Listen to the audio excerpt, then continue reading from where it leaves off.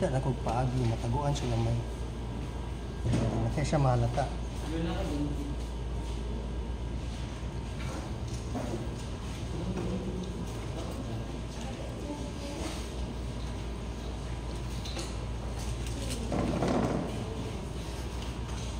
Ay, kapulog.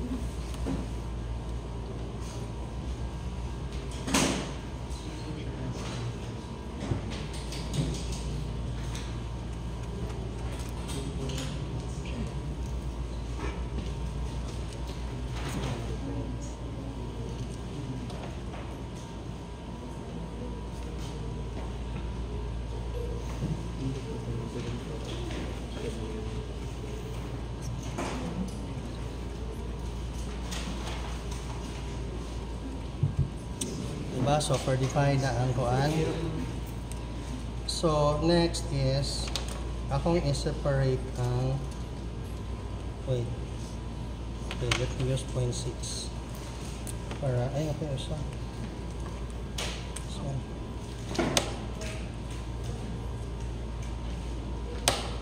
then I'll separate the 3 blocks or the 4 blocks by using mid thickness.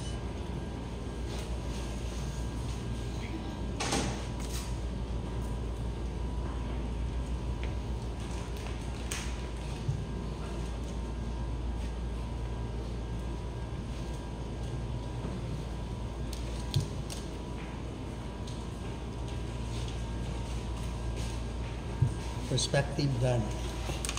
Now, last one is the grooves. These are grooves that we need to complete sa bigger box. Big and small box ay. Take note ha, wala siya diri, but naalang siya, ang grooves naalang siya diri o ganito. Okay, so using that knowledge, ako siyang i-set up daan para napigay.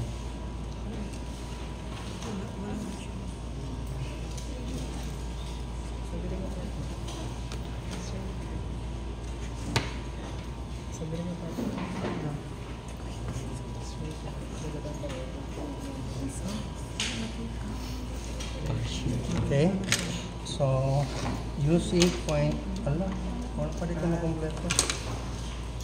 0.8. Ano mo na ba?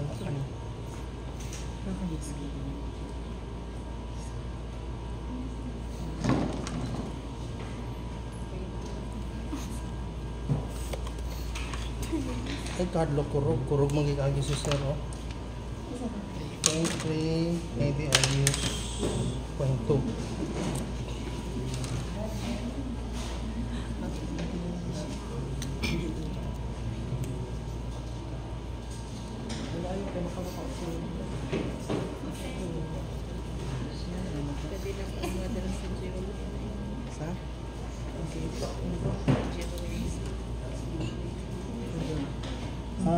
Okay, there is one though that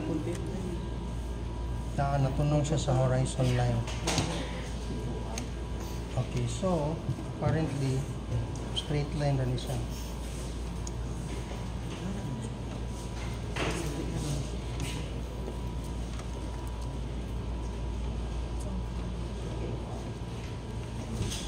Then to finish it off,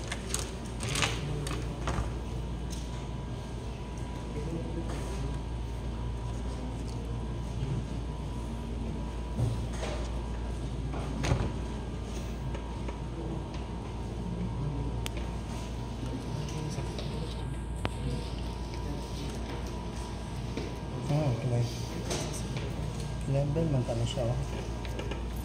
Ako yung mistake ano. Okay, sayop ha. Tanawa. I forgot to, okay, this is one mistake that I did. I forgot to, paganina ni diretso kong pangita diri. Wala ko mo pass by here.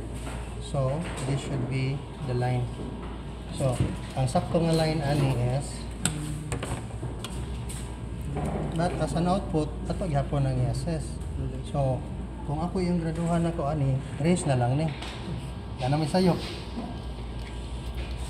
Isa na sayop ko, ako moagi sa measuring line. Always pass by measuring line. No? Kay ganina, pag-project na ako is, instead of starting here, diretso ko pangita diri and then gi-meet na ko. Gi-meet, gi-silo ko diri. Kabantay mo? Diri ko ni diretso. Ako mo hapit. Dapat mo hapit ka. So, di lang na ako na usbo na kaya aron dili hugaw. Now to... Uy, first point to. Kaya itong tiwason.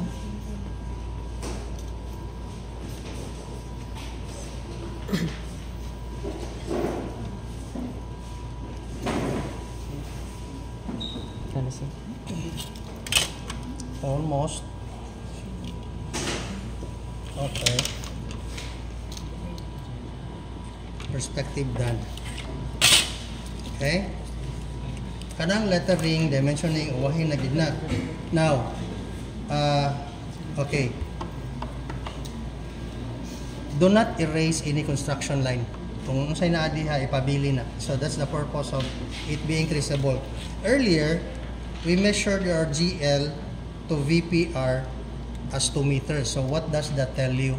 Kung sa maning a view, is this man's eye, bird's eye, worm's eye view? What do you think?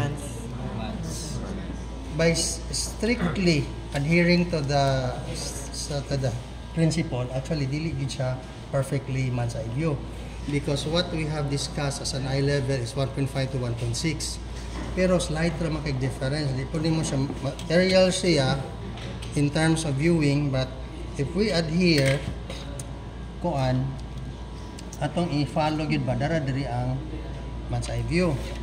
So in your drawing you provide man's eye view man siya. Let's provide, di ba the rule of man's eye view is the same eye level every time.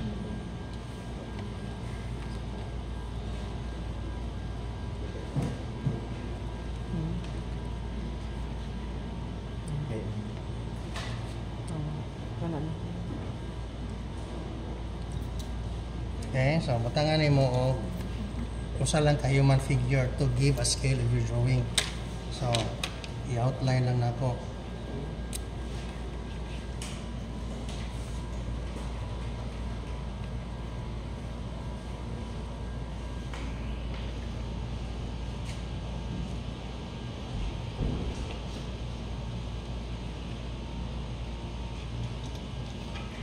So kana ko ikuan kana sana perspective angle, no? So if you remember man's eye view, all heads are level, mo adjust lang ang height sa tao, sa figure. Now next is draw the elevation in the same principle as this, like atong elevation photo man kusang unahon na para di ko masayop.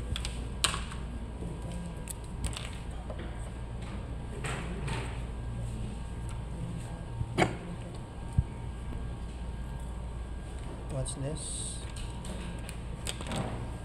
23 lang.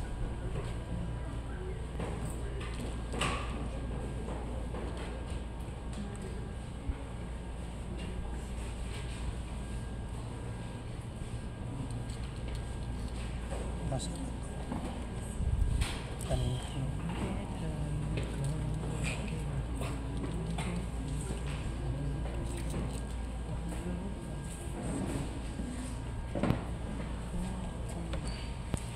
dayon drop siya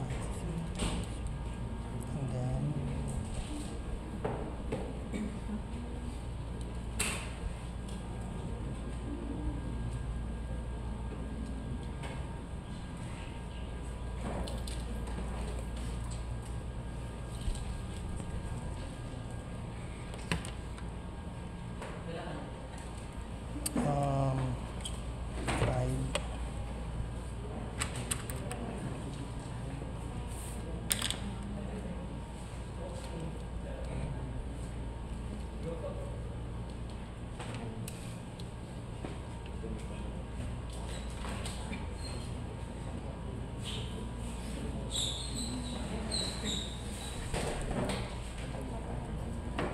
okay, so with the same objective to put hierarchy on the placement of objects, you study the plan.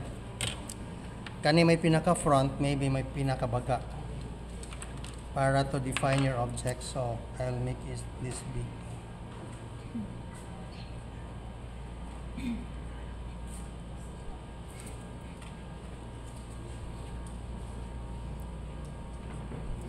Pwede mo gusto. So what's next? Sunod sa 8. Sige, mag-6 ko.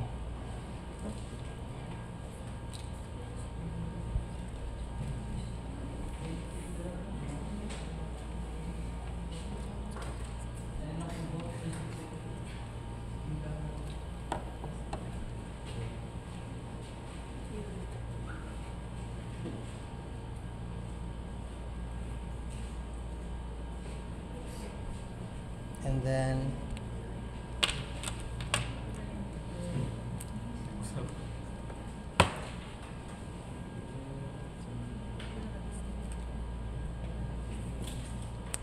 okay, so I leave at is as it is. Na, then kuha na lang na yun.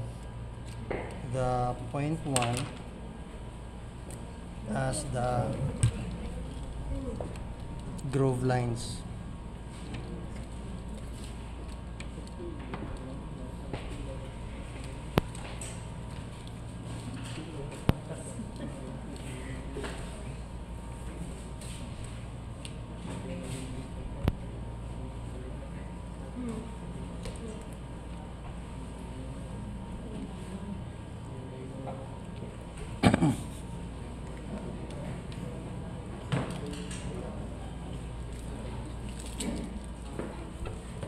Okay, so the same sa plan, and then you do the complete dimensioning. Okay, so kana, that ends our demonstration. Diba? Of course, you can still remember that when you do dimensioning, okay, refresh lang. When you do dimensioning, the